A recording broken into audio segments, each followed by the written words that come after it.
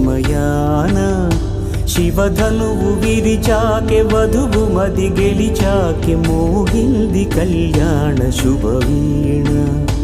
కళ్యాణం వైభోగం శ్రీరామచంద్రుని కళ్యాణం.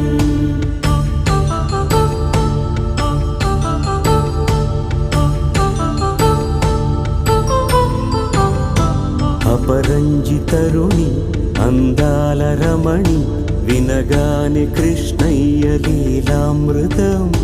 గుడి దాటి కదిలింది తన వెంట నడిచింది గెలిచింది రుక్మిణి ప్రేమాయణం.